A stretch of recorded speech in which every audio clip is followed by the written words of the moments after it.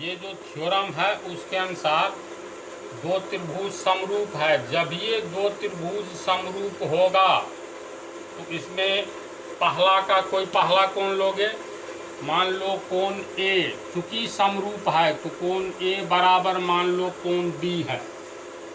ये अल्फा है तो ये भी अल्फा है। ये दूसरा कोण दूसरे कोण के बराबर, ये बीटा है तो ये भी बीटा है, और ये थीटा है तो ये भी थीटा होगा। समरूप का अर्थ ही हो गया प्रथम त्रिभुज का प्रथम कोण दूसरे त्रिभुज के प्रथम कोण के बराबर होगा, प्रथम त्रिभुज का दूसरा कोण दूसरे त्रिभुज के दूसरे कोण के बराबर होगा, प्रथम त्रिभुज का तीसरा कोण दूसरे त्रिभुज के तीसरे कोण के बराबर होगा। और दो समरूप त्रिभुज में समान कोण के सामने की भुजा का अनुपात समान होता है। तो चूंकि ये दिया ही हुआ है दो समरूप त्रिभुज का क्षेत्रफल समान है, ये दोनों त्रिभुज है जिसका क्षेत्रफल समान है, तब सवाल पैदा होता है दो समरूप त्रिभुज है तो कोण तो बराबर दिखलाओगे। मान लो कोण ए बराबर डी करो, या ए बराबर ई करो, बी बराबर मतलब एफ करो, मतलब जैसे सेटिंग करो। एक कोण इसका एक कोण के बराबर, दूसरा दूसरे के बराबर, तीसरा तीसरे के बराबर। तो समरूप त्रिभुज में समान कोण के सामने की भुजा का अनुपात समान होगा। इसके अनुसार थीटा कोण के सामने की भुजा ये ए बी, इसका अनुपात, और थीटा कोण के सामने की भुजा डी ई का अनुपात बराबर अल्फा कोण के सामने की ये दूसरी भुजा अल्फा कोण के सामने की ये दूसरी भुजा के अनुपात के बराबर होगा। बीटा कोण के सामने ये तीसरी भुजा मानो तो बीटा कोण के सामने की ये तीसरी भुजा हो जाएगा, होगा ना। तो हम जानते हैं कि ये तो थ्योरम है, दो समरूप त्रिभुज के क्षेत्रफल का अनुपात उसके संगत भुजाओं के अनुपात का वर्ग होता है। तो उसके अनुसार सेटिंग करेंगे, दोनों का क्षेत्रफल का अनुपात यानी एरिया ए बी सी बटा एरिया डी ई एफ बराबर संगत भुजा के अनुपात का वर्ग होता है। तो संगत भुजा तो कोण के अनुसार तुरंत निकल जाएगा, यानी ए बी बटा डी ई, ए बी बटा डी ई संगत भुजा के अनुपात का वर्ग, ये ए बी अनुपात डी ई हुआ, इसके अनुपात का वर्ग का मतलब होल स्क्वायर। दूसरी भुजा बी सी तो ये ई एफ बी सी बटा ई एफ का होल स्क्वायर बराबर तीसरी भुजा ए सी बटा डी एफ का होल स्क्वायर, ए सी बटा डी एफ का होल स्क्वायर। इस थ्योरम के अनुसार ऐसा होगा। कोई प्रॉब्लम हो तो बोलते जाना, नहीं ना। तो ये हुआ, इसको हम लोग मान लेंगे समीकरण 2।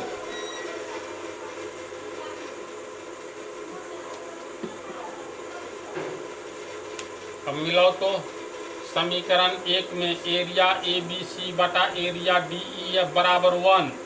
समीकरण 2 के अनुसार एरिया ए बी सी बटा एरिया डी ई एफ बराबर इतना बराबर इतना बराबर इतना। तो हम लोग लिख सकते हैं समीकरण 1 और 2 से क्या क्या लिख सकते हैं, इस पर तर्क करो। तो समीकरण 1 और समीकरण 2 से जो कुछ भी लिखना है उसके अनुसार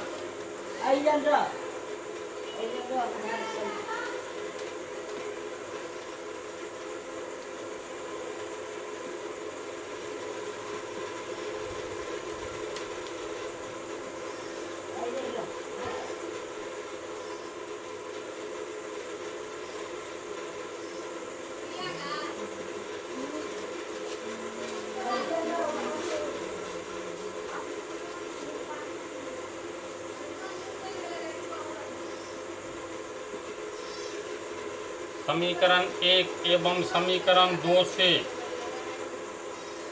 समीकरण 1 के अनुसार एरिया ABC बटा एरिया DEF बराबर 1 और समीकरण 2 से area ABC by area DEF बराबर इतना है।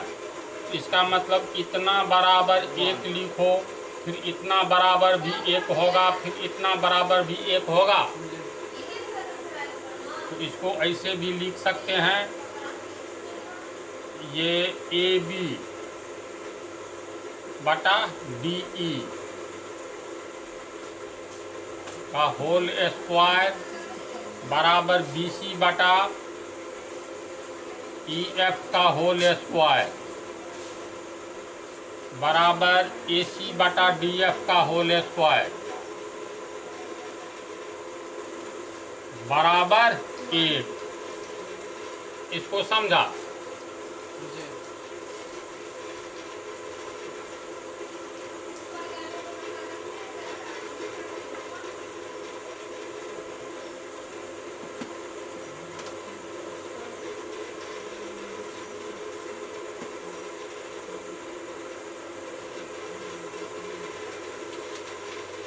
और इसको AB बटा DE का होल स्क्वायर बराबर 1 होगा इतना,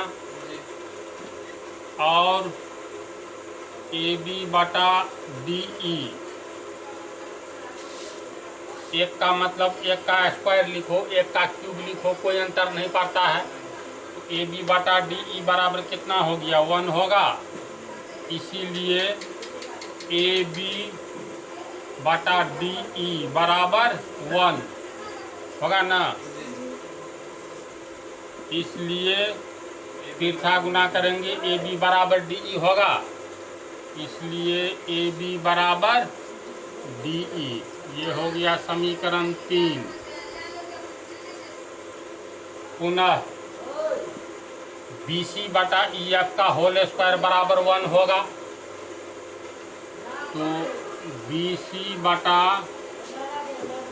EF का होल स्क्वायर बराबर 1, इसीलिए BC बटा EF बराबर √1 यानी 1 होगा 1।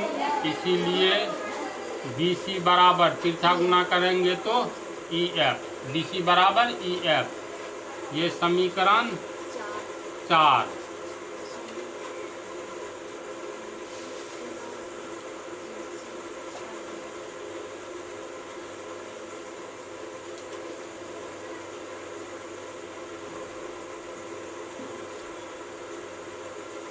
इतना बराबर 1 किए, फिर इतना बराबर 1 किए, अब इतना बराबर 1 कर सकते हैं। पुनः AC बटा DF का होल स्क्वायर बराबर 1, इसीलिए AC बटा DF बराबर 1 होगा। इसीलिए AC बराबर तिरछा गुना करेंगे तो DF। ये हो गया समीकरण 5।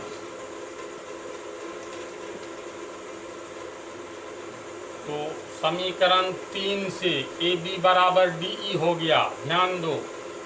समीकरण 3 से AB बराबर DE, समीकरण 4 से BC बराबर EF, समीकरण 5 से AC बराबर DF, AC बराबर DF। क्लियर हो गया दोनों सर्वांग सम।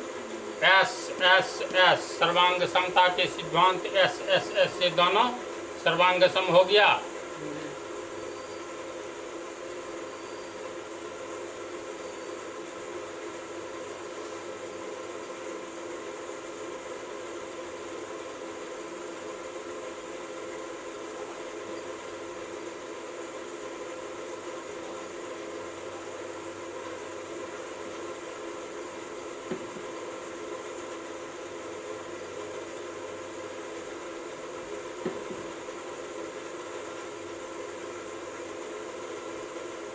अब त्रिभुज ABC एवं त्रिभुज डी ई एफ में ए बी बराबर डी ई, ए बी बराबर डी ई, ए बी बराबर डी ई। पोस्ट में लिखेंगे समीकरण 3 से, समीकरण 3 से। इसके बाद आ जाओ समीकरण 4 से, बी सी बराबर ई एफ, बी सी बराबर ई एफ समीकरण 4 से, तथा ए सी बराबर डी एफ समीकरण 5 से।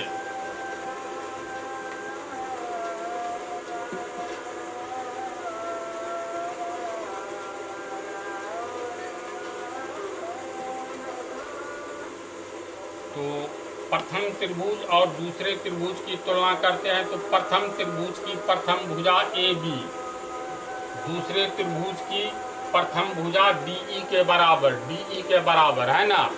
प्रथम त्रिभुज की दूसरी भुजा दूसरे त्रिभुज की दूसरी भुजा के बराबर, प्रथम त्रिभुज की तीसरी भुजा दूसरे त्रिभुज की तीसरी भुजा के बराबर। इसलिए सर्वांग समता के सिद्धांत एस एस एस भुजा भुजा भुजा से दोनों त्रिभुज सर्वांग सम हो गया। अतः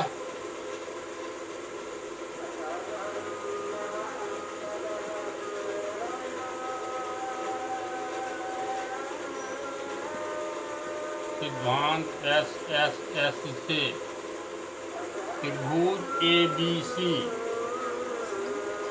सर्वांगसम त्रिभुज डी ई एफ। बोलो समझा? कहीं कोई प्रॉब्लम नहीं ना? चलो अगला क्वेश्चन लिखो।